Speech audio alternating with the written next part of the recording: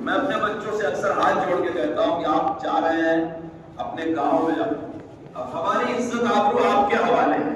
اگر آپ نے گاؤں میں سلام کر لیا ہماری عزت بڑھ جائے گی، ہمارے مدرسوں کی عزت، ہمارے اکابر کا احترام بڑھ جائے گا. ورنہ کہیں ایسا نہ ہو کہ ہم ان بزرگوں کے نیک نام کو ضائع کرنے والے بنے، کسی کو سلام نہیں کر رہے ہیں، والدین کی خدمت نہیں کر رہے ہیں، گھر میں جوتے چپل ترتیب سے نہیں رکھ رہے ہیں، گھر میں جاتے ہی بھائی بہنوں سے لڑائی کرنا شروع کر دیا. گاؤں میں محلے میں کوئی بچہ کسی اور مدرسے کے پڑھ کے آیا ہے اس سے حجت بحث شروع کر دیا. مسجد میں جانے کے بعد وہاں کوئی مسئلہ شروع کر دیا. یعنی آپ اشانتی پھیلانے نہ جائیے. اللہ کے واسطے آپ جہاں رہیں تو لوگ آپ کو دیکھ کر کے ہی یہ کہیں کہ بھائی یہ بچے جہاں سے آئے ہیں وہاں تعلیم بڑی اچھی ہے، تربیت بڑی اچھی. کوئی آپ سے نو سرف کا اجرا آپ کے گاؤں میں نہیں پوچھے گا.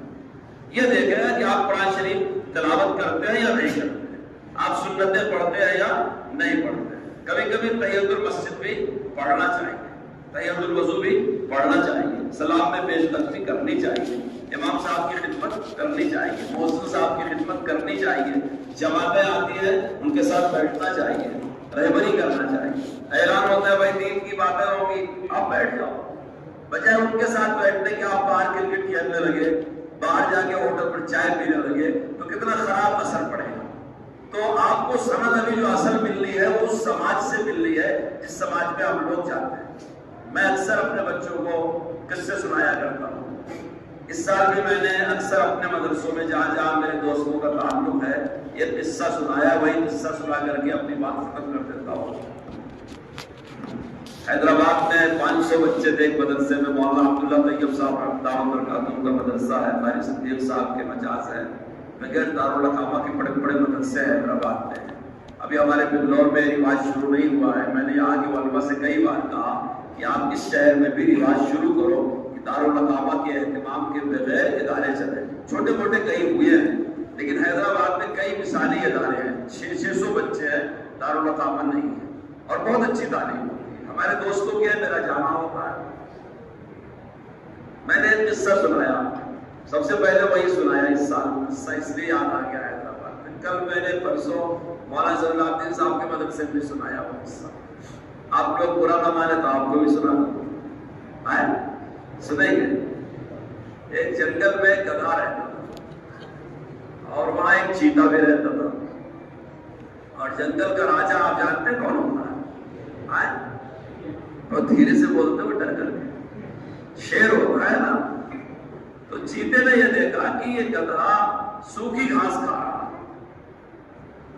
چیتے کو بڑی فکر ہوئی کہ بھائی گدھا ہے سوکھی گھاس کھا رہا، چبا رہا ہے، اندر جا ہی نہیں رہی ہے. پڑوس میں ہری ہری گھاس اگی ہوئی. تو چیتے نے ذرائع ہمدردی جا کے گدھے سے کہا کہ تجھے گھاس ہی کھانا ہے تو سوکھی والی چھوڑ کر کے تو چبا نہیں پا رہا ہے، یہ ہری والی گھاس کھا ہے. تو گدھے نے اس سے کہا کہ گھاس ہری نہیں ہوتی، گھاس نیلی ہوتی ہے. اب آپ بتاؤ گھاس کیسی ہوتی ہے؟ ہری ہوتی نیلی ہوتی ہے؟ بہت دھیرے سے بچے بول رہے ہیں گھاس ہری ہوتی ہے. اور گدھا کیا بول رہا ہے؟ گھاس نیلی ہوتی ہے. چیتے نے گدھے سے لڑائی کر دی. کس بات پر لڑائی ہوئی؟ گھاس ہری ہوتی ہے گھاس نیلی ہوتی ہے. لڑائی بہت بڑی. بادشاہ سلامت کے پاس فیصلے کے لیے حاضر ہوئے. چیتے نے کہا یہ سوکھی گھاس کھا رہا تھا بادشاہ سلامت، مجھے رحم اس پر آیا. میں نے کہا یہ ہری ہری گھاس ہے، کھا لو، سوکھی کیوں کھاتے ہو؟ تو بجائے یہ میرا شکریہ ادا کر کے ہری گھاس چرنے کے مجھ سے کہنے لگا کہ گھاس نیلی ہوتی ہے، تو ہری بول رہا ہے، جھوٹ بول رہا ہے. پھر میری اس کی لڑائی ہو گئی. گدھے نے کہا میرا پیٹ ہے، میرا منہ ہے، میری گھاس ہے، اس کو دخل دینے کی ضرورت کیا ہے؟ گھاس نیلی ہوتی ہے، میری مرضی میں ہری گھاس کھاؤں، میں نیلی گھاس کھاؤں، میں سفید گھاس کھاؤں، اس نے کیوں دخل دیا؟ سمجھ گئے؟ اور گھاس نیلی ہی ہوتی ہے. شیر نے گدھے کو انعام دیا اور چیتے کو سزا دیا. گدھا خوش ہو کر کے انعام لے کر کے واپس چلا گیا. چیتا بیچارہ خاموش مایوس ہو کر کے بیٹھا رہا. تو چیتے اور شیر کا خاندان ایک ہے نا، کہیں نہ کہیں تو تعلق ہوتا ہی ہے، وہ نوعیت وہی ہے اس کی. تو مایوس دیکھ کر کے شیر نے چیتے کو بلایا کیا صورت اتار کر کے خاموش ہو کر کے بیٹھا ہے؟ کیا بات ہے؟ گھر کا بادشاہ سلامت۔ آپ بھی جانتے ہیں گھاس ہری ہوتی ہے، پورا جنگل جانتا ہے گھاس ہری ہوتی ہے، میں بھی جانتا ہوں گھاس ہری ہوتی ہے، لیکن آپ نے الٹا فیصلہ کیا، گدھے کو انعام دیا، وہ کہہ رہا تھا گھاس نیلی، اور مجھ کو سزا دیا۔ تو شیر نے کہا میں نے اس کو انعام اس لیے نہیں دیا کہ اس کی بات صحیح ہے، اور تجھے سزا اس لیے نہیں دیا کہ تیری بات غلط ہے۔ میں نے تجھے اس بات پر دیا ہے کہ تو اپنا کام چھوڑ کے گدھے کے پیچھے کو پڑ گیا۔ تیرا کام تھا تو شکار کرتا، تیرے بچوں کا پیٹ بھرتا، جنگل میں تو میرے خاندان سے ہے نا، تو اپنے کام میں لگتا۔ تو صبح سے نکلا اور شام تک تیرے بچے بھوکے ہوں گے، اور تو اس گدھے کے بحث میں پڑ گیا کہ نیلی ہوتی ہے گہری ہوتی ہے۔ میں نے سزا اس بات پہ دیا۔ تو میں اپنے طلبہ سے پوچھتا ہوں کہ تمہارا اصل کام کیا ہے؟ ابھی کچھ تمہارا بھی کام ہوگا نا۔ اے تماشا گاہ عالم رویت دودھ تو کجا بہرے تماشا میرا۔ ہمارے مدرسے میں پڑھنے والوں کا اصل کام کیا ہے؟ حضرت مولانا ریاست صاحب جنوری رحمۃ اللہ علیہ نے ترانہ لکھا ہے، اس کا ایک مصرع بڑا وزندار ہے۔ میں بچوں کو کبھی کبھی سناتا ہوں۔ اس وادی گل کا ہر غنچہ خورشید جہاں کہلایا ہے، اس وادی گل کا ہر غنچہ خورشید جہاں کہلایا ہے، جو رند یہاں سے اٹھا ہے وہ پیر مغا کہلایا ہے۔ کوثار یہاں دب جاتے ہیں، طوفان یہاں رک جاتے ہیں، اس کاخ فقیری کے آگے شاہوں کے محل چھپ جاتے ہیں۔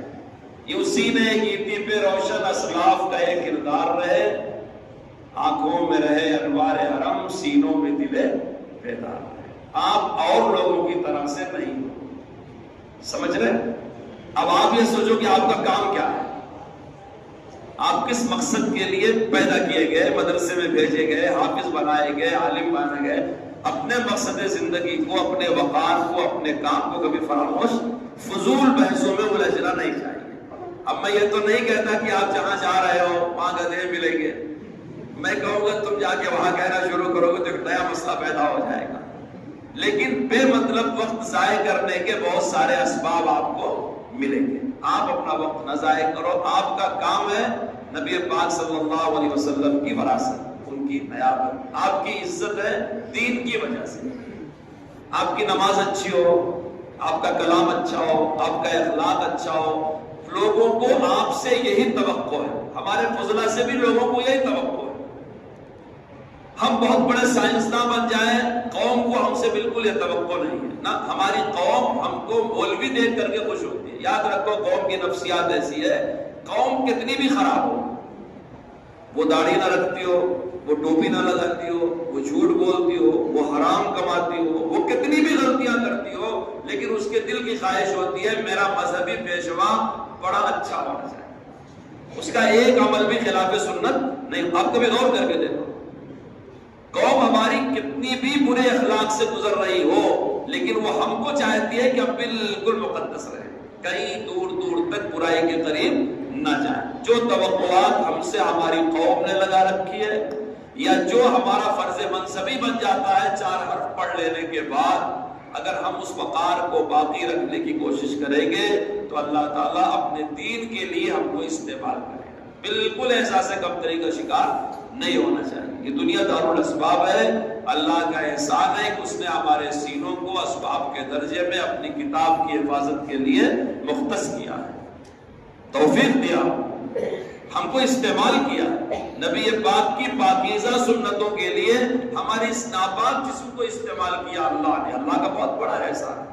اب ایک مرتبہ اللہ نے ہم کو معراج دیا، اور نبی والی حسین خوبصورت صورتیں، ٹوپی ایسی ہو، پیجامہ ایسا ہو، لباس ایسا ہو، کپڑا ہے، اساتذہ نے محنت کر کے بڑی تربیت کیا، اور ہم گھر جاتے ہی اور فارغ ہوتے ہی دنیا کی چکا چوتھ میں پھنس جائے اور سارے کام الٹے پلٹے کرنا شروع کریں، تو ہم نے اپنی زندگی بھی ضائع کیا اور عوام کی توقعات کا بھی خون کیا۔ اس لیے جانے کے بعد بھی اپنے اساتذہ سے رابطہ رہے، اپنے اکابر کی سوانح کو مطالعہ کیا جائے، اس میں بہت کچھ نصیحت ملے گی۔ یہاں آتے رہے، حاضری دیتے رہے، جہاں بھی کام کریں کسی اللہ والے کی نگرانی میں کام کریں۔ جو آدمی کسی کی نگرانی میں رہتا ہے شیطان اس کو آسانی سے گمراہ نہیں کرتا۔ اللہ تعالیٰ کی اس پر خاص مہربانی ہوتی ہے جو آدمی صالح اور نیک ہوتا ہے۔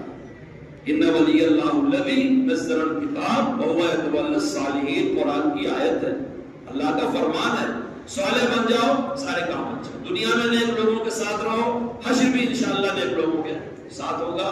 یہ وہ باتیں ہیں جو میں اس سال اکثر مدرسوں میں جہاں سے میرا تعلق ہے جاتا ہوں، میں نے اکثر طلبا کو تقریباً کچھ بدلی تعبیر میں یہی باتیں بتائی، یہی میں آپ سے بھی کہتا ہوں، اللہ سے بھی کہتا ہوں، اس کا لحاظ کیجئے گا، اطلاع حال کرتے رہیے گا، رابطے میں رہیے گا، وقت کی پابندی کیجئے گا۔ اللہ تعالیٰ آپ کو بھی توفیق دے، آپ کو بھی توفیق دے، ہمارے کہنے سننے میں کوئی کمی کوتاہی گستاخی بے ادبی اللہ پاک معاف فرمائے، ہم سب کی اصلاح فرمائے۔